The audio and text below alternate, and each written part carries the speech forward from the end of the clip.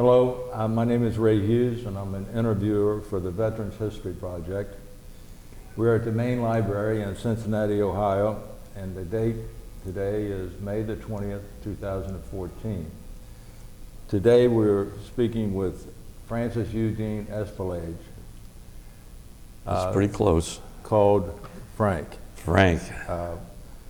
And Frank is a World War II veteran from Cincinnati, Ohio. Frank, if you would, what is the correct pronunciation of your last name? Espelage. Espelage. Now, when I went to enlist, they said I needed a birth certificate. So I went up the street here, and I told them, Francis Eugene Espelage, 9/10/26. She come back and says, we don't have a Francis Eugene. We got a Frank Eugene Espelage on 9. I said, you mean I went all the way through grade school to handle like Francis, and my name is really Frank? So that was my start trying to get in the Navy. Then my mother dashed right down there and had to change back to Francis. Oh, she did? Oh, yeah. She insisted my name would be Francis and not Frank. So that's what I was stuck with. So your date of birth is? 9/10/26. 1926. September the 10th. And you were born here in Cincinnati? Born here in Cincinnati on Queen City Avenue. I see. And what was your mother and father's name, Frank? My mother's maiden name was Irma Wolfley, and of course my father was Frank Espelage. That's why my mom wanted to change it to Francis. I see. And you lived on Queen City Avenue? Queen City Avenue, right down the street from St. Bonaventure Church, if you know where that is. Yes. And what did your parents do for a living? My dad was in the trucking business, hauling coal. And my mom, of course, stayed home, took care of the books. I see. So he had his own company? Well, yes, he did. He had about 4 or 5 truck drivers working for him. Where was it located at? On Shadwell Avenue, if you know where Shadwell Avenue is in South Fairmount. You go out Westwood Avenue and up the hill, there was a little coal company up there, Hess Coal Company, and he drove for Hess. Hess, I see. Yeah. Yeah. And did your mother work, or is she a housewife? Well, it's a sad story. When I was about 14, I guess my parents separated. And my mom had to go to work. And she worked at the Cons, I believe it was, over on Spring Grove Avenue. Cons Meatpacking. And I worked at the Ohio Pattern Works, made $15 a week, gave my mother $5, and I had 2 brothers. So she had a tough time. Luckily, we lived with my grandparents, and so the rent was cheaper. That was another reason when I joined the Navy, I had all my money sent home to my mom so she could take care of my 2 brothers. And I think the first year I was in the Navy, I drew $2 a month. Ah, boy. But you had plenty to eat. Well, that's what I told. She was mad at me for doing this. You know, she says, you left me with these 2 boys. I said, well, Mom, I thought I was helping you out. I'm sending you more money now than when I was working, and I'm not here eating. Right. So it was interesting with her. She was quite a woman. Where did your grandparents live that you were living? They lived right downstairs. She had a St. Louis house, and my grandparents owned the house, and so we lived on the 2nd floor. On Queen City Avenue? On Queen City Avenue. What's a St. Louis house? Well, that's what we call them, the 2 floors, bottom floor, and an apartment above it. And so we lived in the 3 rooms upstairs. It has to do with the architecture. The architect, and they're tearing them all down now down there in Queen City. I'd like to go by one more time and see if my house is still standing. Yeah. What number on Queen City? 1753. I see. I still remember our phone number, Wabash 6602. It's 80 years ago. Yeah. What grade school did you go to? St. Bonaventure. St. Bonaventure. And so you went the first 8 years there? First 8 years, St. Bonnie's. And the nuns, they were tough. And when the year was over, she said, they wanted me to be a priest. And I said, no, I don't think I can handle that. So she signed me up for Roger Bacon Elder. I said, no, I'm going to OMI. And she had a hemorrhage, the nun did. I wasn't going to a Catholic high school. And I wasn't aware that OMI had a high school. Yeah, in those days, it's called OCAS now, I believe. Ohio College of Applied Science, yeah, part of UC. But it was a high school back in the 40s. I see. A 4-year course, or? It was, but like I say, I only made 2. when they dropped the program. They had a power laundry course there, like a 2-year college program, and that took over. A power what? Power laundry. They specialized in, right next door was a huge power laundry company, if I remember right. Yes. So you finished 2 years there. And 2 years. What were you studying there? Well, I wanted to be a draftsman. Oh, that's another story. When I was real young, I liked to draw. And so my mom thought she would send me there, but they've come to find out you had to be 18 years old in order to go into the arts. So they signed me up for the first 2 years. In the morning, you had to take a machine shop course. Then in the afternoon, you had to take regular high school algebra, English, history, and so forth. Mm-hmm. So I had almost 16 credits in 2 years. It was a tough high school. Matter of fact, in the first quarter, the president, Dr. Fay, he wanted my mom to draw me out because they didn't think I was ready for that. I was only 12, 13 years old. And she jumped all over me, and I straightened out and stuck it out, wound up being a draftsman. So you went there till you were 15 then?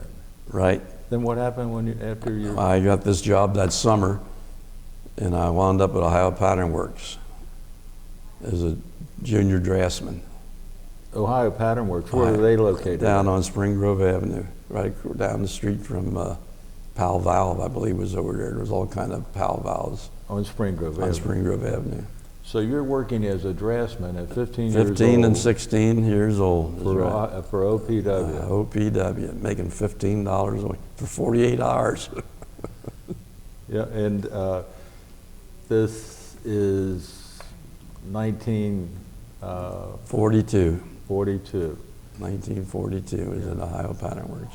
So when did, so you worked there until you were 16, almost 17? Just about 17 when I decided to join the Navy. So you go through 2 years of schooling. 2 years of high school. At the OMI. OMI, and then you go to work for 1 year at Ohio Pattern Works. Yes. And you're almost 17, you're still 16. I'm still 16. And World War II is going on. Oh yeah, World War II has just started the second year. Well, talking about that, do you remember Pearl Harbor? Oh sure. Where were you when that happened? We were sitting upstairs having chili for lunch. My mom, me and my brother. And what did it do? It come over the radio? Oh yeah, it was a big news. You know, we never had television those days, so everything was. My grandparents downstairs, and my uncle lived down. My mom's brother, he was in World War I, so that's all they talked about was the war. Mm-hmm. And Yeah. so, did anyone else in your family join the military? Later on, my next brother, Howard Espelage, he was a police captain here in Cincinnati. He joined the Navy, and he was in the Korean conflict. I see. And my youngest brother, he was in the Army. In World War II? Well, the war was over when they came in. Okay. So that's December the 7th, 1941. And so you're 16, almost 17, and you go down to join the Navy, is that correct? That's right. And They what happened? wanted to run me. He says, you got to come back when you're 17 and have your parents sign these papers and have a birth certificate. And they had a preliminary physical. I had to get a tooth filled and my ears cleaned out. It cost me $60 to join the Navy. Is that right? And so then I had to struggle with the birth certificate after I went out there. And like I say, a week later, I was gone. We were up to Great Lakes. So you joined on September the 20th, 1943. Right. Yeah. And your first station was where, Great Lakes? Great Lakes Naval Base outside of Chicago. And how long was your basic training there? If I remember right, it was about 12 weeks. During that time, my grandparents lived downstairs. Both were dying of cancer. My mother was taking care of them. And the doctor said, you better go in and say goodbye to your grandmother. I said, well, I'll be back in 12 weeks. And she said, she'll never make it. She lived all through the war, that old girl, didn't she? They were tough people. What about your grandfather? He died before she. But he lived through the war also. Oh yeah, they both lived through the war. Oh, Yeah, that was fortunate for you. yeah. So after basic training, were you assigned as a specific Well, field? you know, I don't know if you've ever been to boot, but they asked you all, what would you like to do? And I was ready to go to sea. Right. And what was your hobby? I said, well, I like to fish and make model airplanes. That's all I ever said. When I came back from boot camp, I had my name up there, Espelage, OAM school. And I thought, what the heck is I didn't even know what it was. Looked it up, was Aviation Ordnanceman. And they said, you're going to Memphis, Tennessee, Millington. We had a big base down there at Millington where they trained ordnance, radio operators, and machinists, mechanics. So I wound up there. That was another story. I was there for about 14 weeks. My second week, I contacted scarlet fever, which was a serious thing in '43. Right. So I had an epidemic. They put me in the hospital, and I was in there 3 or 4 weeks. Wasn't even allowed out of bed the first 2 weeks. And in a way, that probably saved my life. Later on, I'll tell you about that. But I had to start all over again. So I went through training through ordnance school, and I guess they wanted all the young 17-year-old fellas, and they wanted to know if I'd like to be an aerial gunner. And boy, I thought, oh, that sounds great. Little did I know. Anyhow, passed the physical, and had 2 weeks of radar operator school, and they sent us to Yellowwater, Florida, right outside of Jacksonville. Okay. Aerial gunnery school. And that's where I went deaf, I believe, because that's all we did was shoot 50 caliber machine guns and shotguns at clay pigeons, and that went on for another 10 or 12 weeks. By that time, they broke us down into different groups on your size and what kind of a plane you might fly in, and I wound up in PVMs at Banana River, Florida. Had no idea where that was. It's Cape Canaveral now. Okay. And that was for air combat crew membership. That was another 12 weeks, I suppose, somewhere around in there. And when we graduated, we were promoted to petty officer, given leave, and told to report to San Diego. When we were at San Diego, that's when we got mixed up with these older fellas that were at Guadalcanal. So they put half the green kids with half the older ones to start a new crew, and they sent us to Corpus Christi. So we went through another 12, 13 weeks of flying down there, just becoming acquainted with everybody. And they decided that I would be the top deck gunner. So that was my job for the rest of the time. You said a PBM. PBM. Now what does that mean? Patrol Bomber by Martin. It's a twin engine seaplane, weighed 26 ton if I remember right. It's a big plane. 10-man crew, 3 pilots, and 8 or 9 of us listed personnel. Radar operator, radioman, bow gunner. I was a top deck gunner and a tail gunner. And after we checked out at Corpus Christi, let's see, then we went to San Diego, where we had more training and JLS and takeoff. They hung those bottles on the side of the plane so you flew straight up almost. And I forget, that was another 10 or 11 weeks. I had to keep track of all this time. Finally, we decided that we would be a replacement for VP B-18, a squadron in the Pacific. So we were sent to Hawaii, Kaneohe Bay, for more aerial gunnery training. After that, we went to the forward area. We flew to Johnson Island, then to Kwajalein and Oita, and then from there we're going to Okinawa. We pulled into Saipan. In the meantime, our tender that we were supposed to be living on, that took care of our planes and ships and so forth, was hit with a kamikaze. So WIP was pulled back to Guam to be repaired. and the squadron operated out of Saipan at Tanapega Harbor. So we flew missions out of there at Okinawa and the different islands, and a little bit of everything. The squadron was one of the oldest squadrons in the Pacific. They had shot down 12 Japanese planes and thousands of tons of shipping, and Lord knows how many reconnaissance missions we were on. And I think it was about, when did the war end? August, September? The ship came back and we were loading up, not knowing then, but it was getting ready for the invasion of Japan. And I found out at the Hornet Breakfast group that we were going to be in one of the initial waves.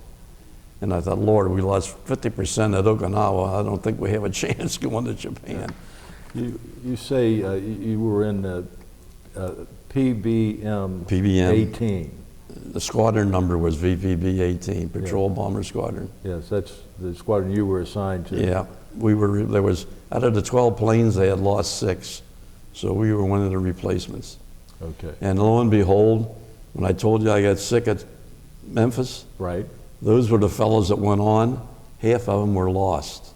Oh my God. So if I wouldn't have gotten scarlet fever, I could likely have been one of them. I don't know, but yes, only out of the whole group, only 3 of them were picked up by submarines. The rest of the guys were all just lost. I see. Then, when the war did end, we were flying reconnaissance to Japan. I landed in Tokyo Bay. Had one of the first Liberty parties ashore, and got caught in a hurricane there. Came back to Saipan.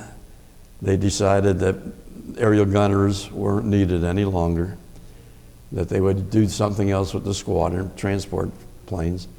So we wound up on Guam in a KSU 12 outfit, just waiting time to accumulate our points to come home. December 45, I was on an aircraft carrier to Madagascar Straits, back to the States, got caught in another hurricane out in the middle of the ocean. We bounced around out there for a week or 2. Thought we'd never get through that one. Wound up in San Diego. From there we went to Memphis, Tennessee, was discharged and home. That was it. Well, let's go back to your first assignment in a combat zone was at Saipan. Yeah. Is that correct? Yeah. And what was your daily routine? I mean, were you Well, off the coast of Saipan, or were you flying? There was they put some tents up for us right on the beach. That was interesting too. The outhouse tent was here, our tent was here, the cook tent was here, and it was terrible. All we had was lamb, mutton, and goat. To this day, I can't stand it. Anyhow, our very first mission I thought was real thrilling because it was at night. And we were on patrol. I don't even know where we went, but all I could visualize is Japanese planes just flying all over the place. And after that, it was just a routine. You had a day off, you had a night off, you just flew different positions, different spots. Now, what were you looking for? Were you looking for submarines Japanese or shipping. We found a Japanese cruiser. Luckily, the oldest pilot, the PPC pilot, the 2 young pilots was all for going in and getting it. And the PP says, no, we better report it and let the submarines take care of it. They'd have blown us right out of the water, you know. So, excuse me. And Marcus Island was still being operated on by the Japanese. We'd fly over there once in a while. And they'd drop a bomb on the airstrip and just hunt we hunted for air rescue. We hunted for a general one time that was lost. We spent 2 days hunting for that poor fellow, and we found his life raft, but we never did find him. And that was about it. I see. The fellows in front of us did all the real fighting. My old classmates from down there in Memphis, they were there when they were really being shot up.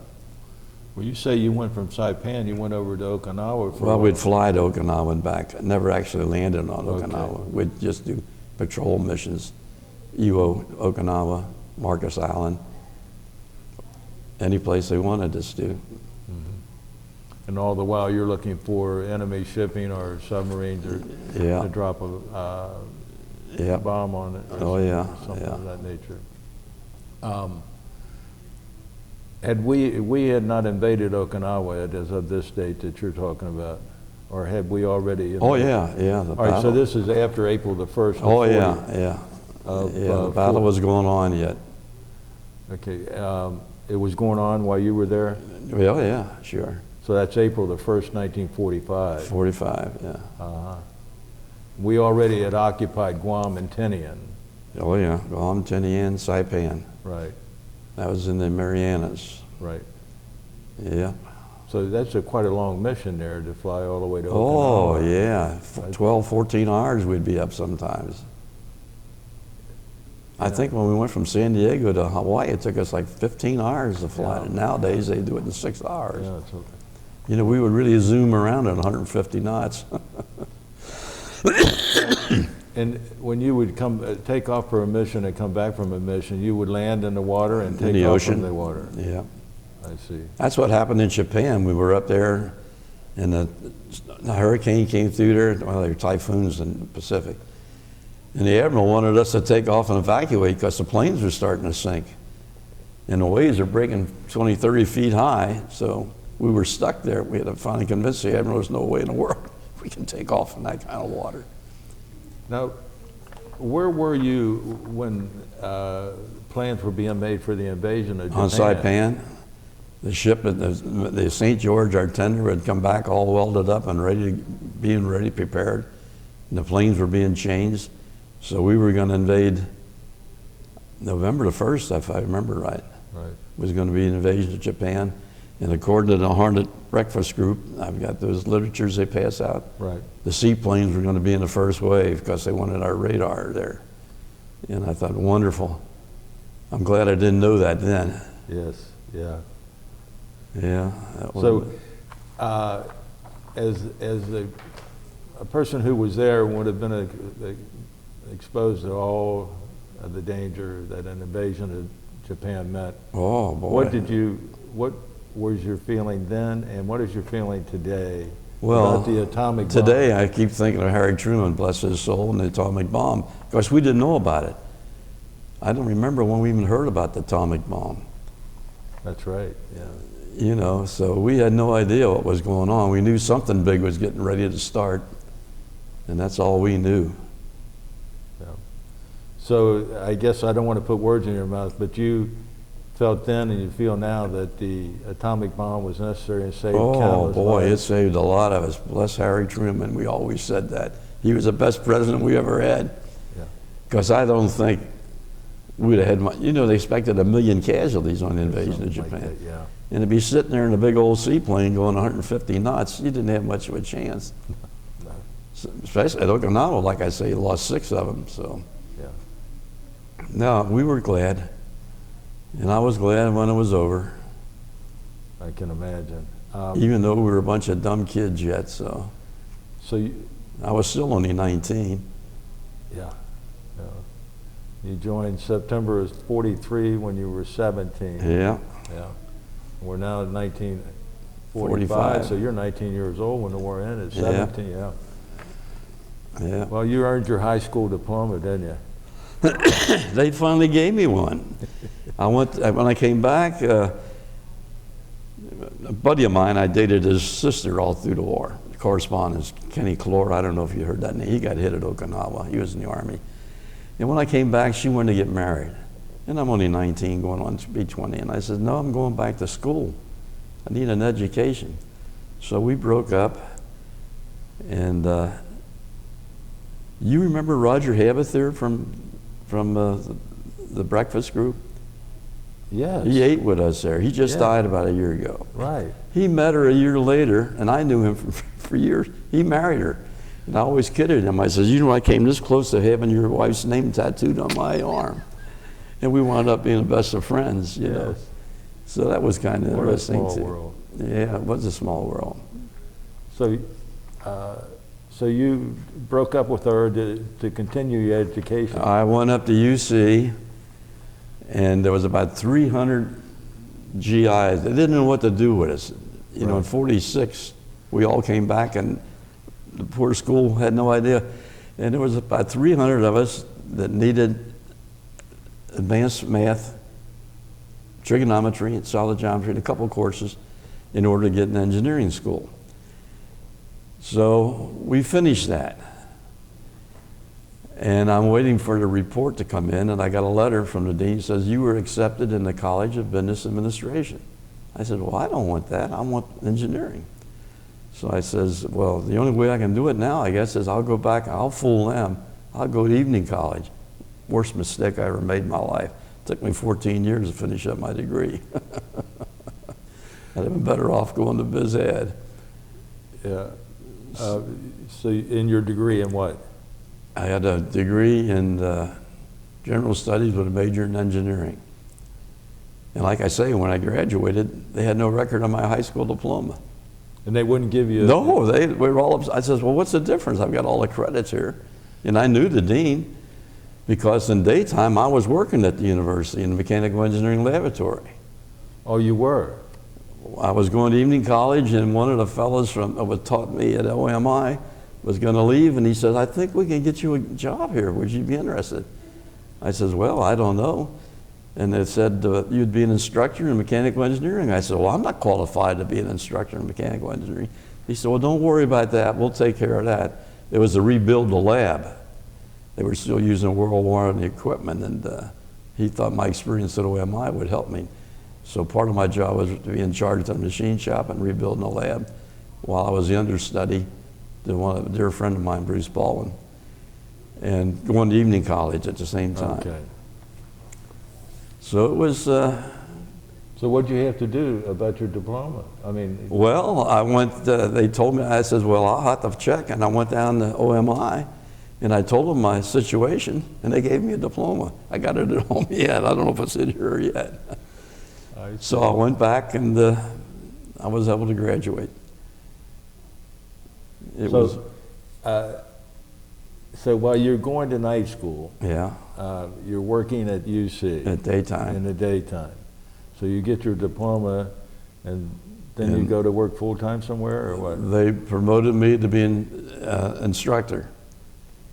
So I taught evening college for 15 years, and I was in the lab for 32 years. And finally, when I decided, I paid my Navy time back, so I had 35 years of credit. And at that time, the city was part of our retirement program, city retirement. So I decided to retire. And I was home, and I was only in my 50s, 52, 53, so my old boss, he called me up and wanted to know what I was going to do. And I said, well, I'm going to find another job. And he said, well, would you come back for a year?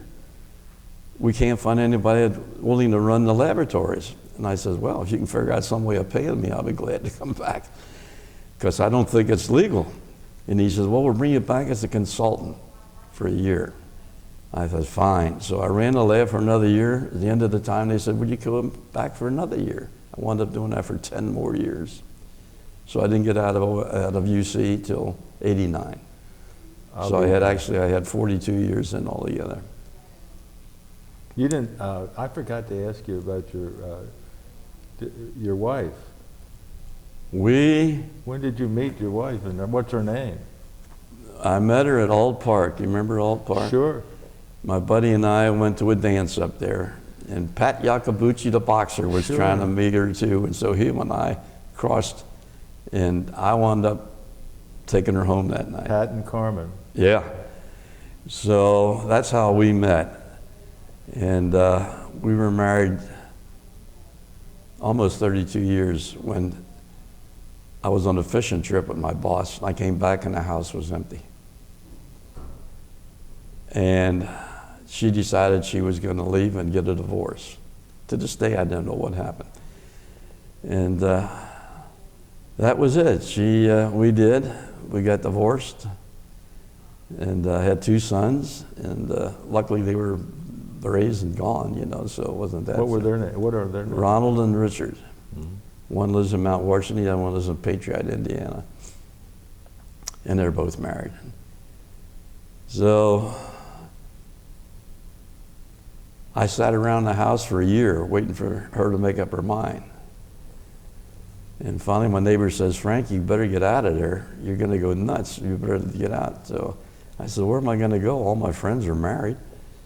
And I didn't know what to do. I thought, well, I played a lot of softball. I love playing ball and coaching. I coached Little League. So I went to the Cheviot, you know where Gay 90s used to be in Cheviot? So I went in there, they had a country band, and I love country. So I would sit there at the end of the bar and have a drink and then go home. This went on for about 3 weeks. Finally, a gal come up to me. I don't know if I should put this on her or not. She comes to me, she says, "Are you gay?" And I says, "No, I'm not gay. Why?" She said, "Well, you don't ask any of us to dance." I says, "Well, I don't know any of you people." She said, "We'll be glad to dance with you." And I thought, well, this is wonderful. So, boy, for the next 20 years, I had really a good time, you know, after we were divorced. So I'm going with a gal now that for the last 23 years. You've been dating her for what? 23 years we've been together. We take trips, and she lives in Hamilton. I met her to dance.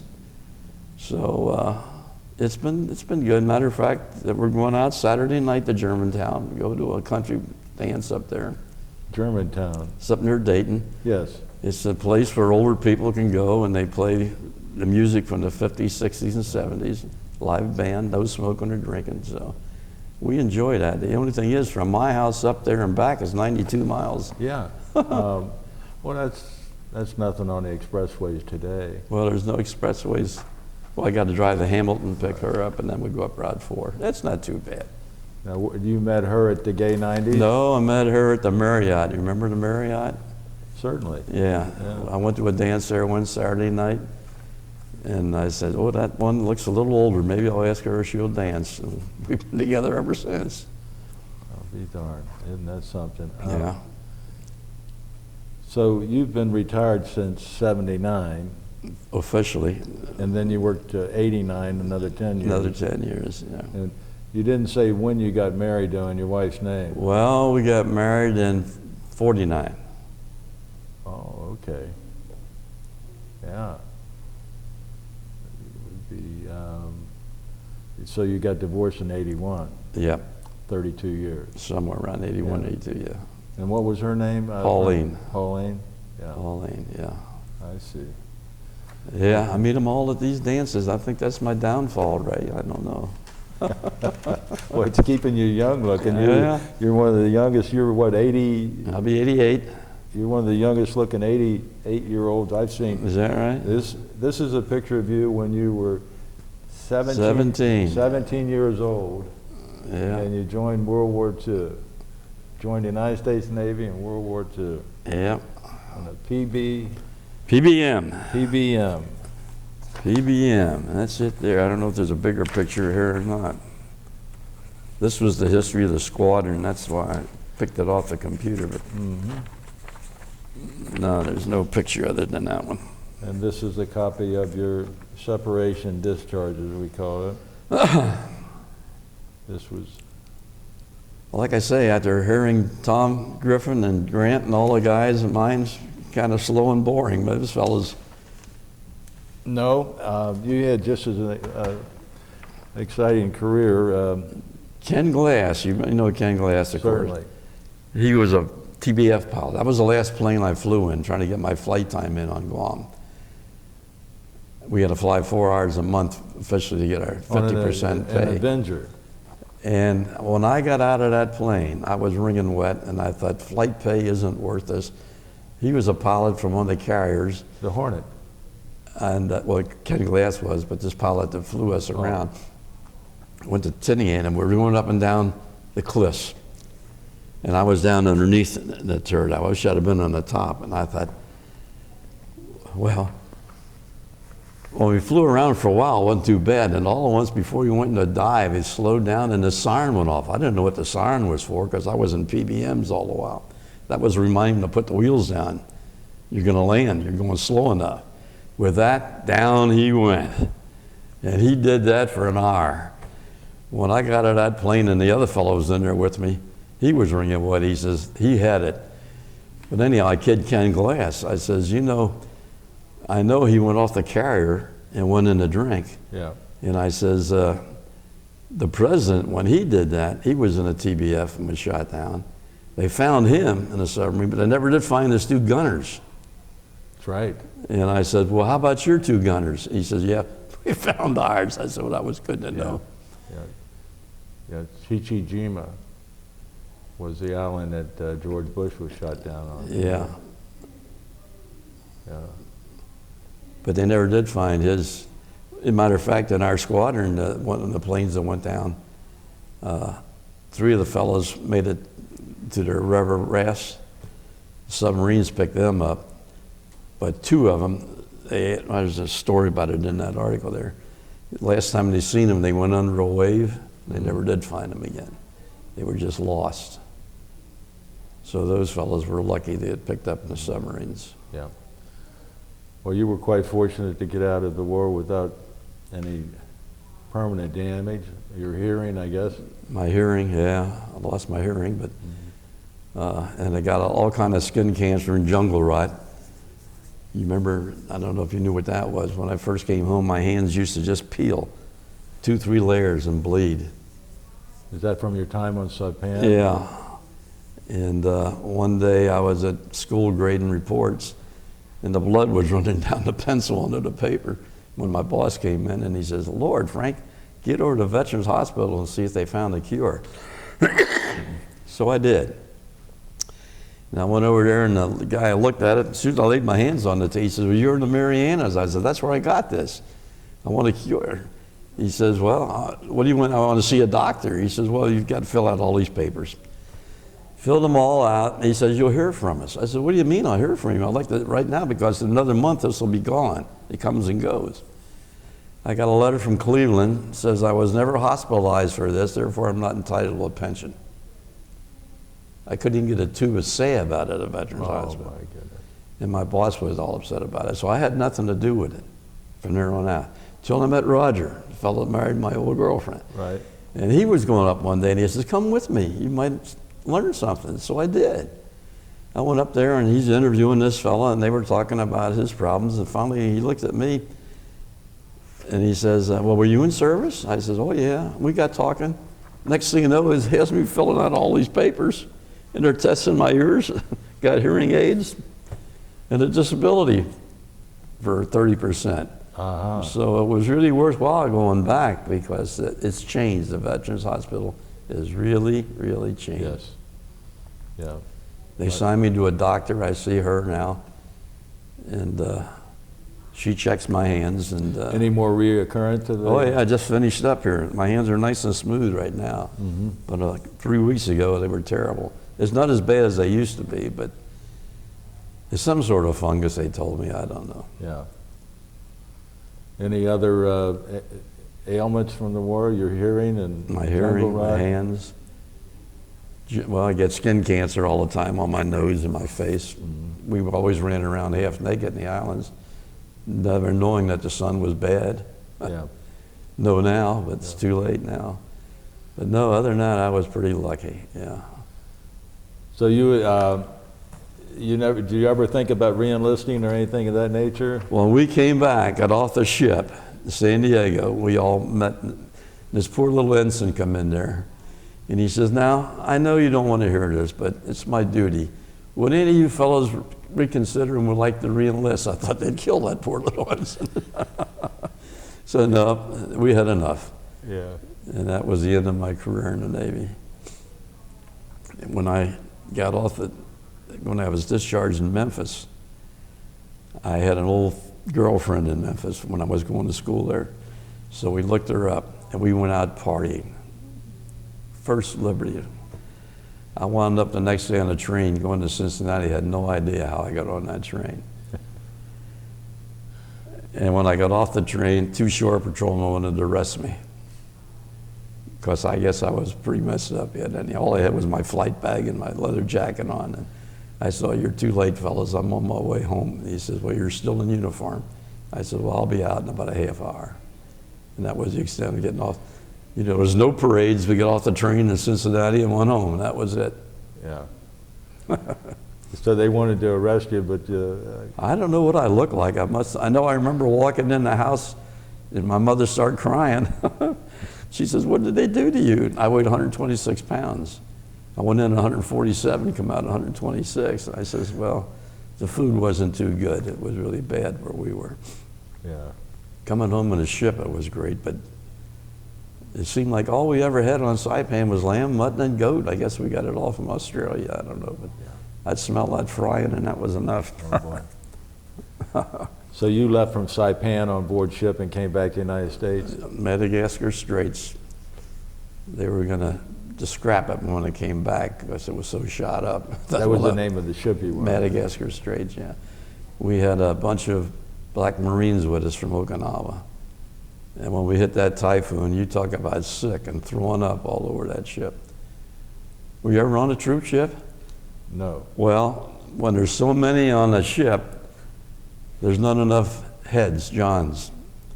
So along the side of the ship, they built this big, like I called it a hog trough. Trough, yeah. 50 guys could sit on this thing at one time.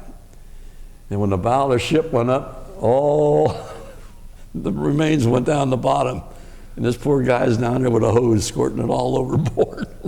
Oh my God. Plus the throwing up from all those guys. It was quite a sight. Those are primitive things we They don't were. think about of all the World War II experiences. Yeah. That's part of everyday living. It was, you know, they didn't know what to do. I think there was about 3,000 of us on that ship coming home, you know. Oh, So there was not enough. Ship's crew had their own things, you know. Mm-hmm.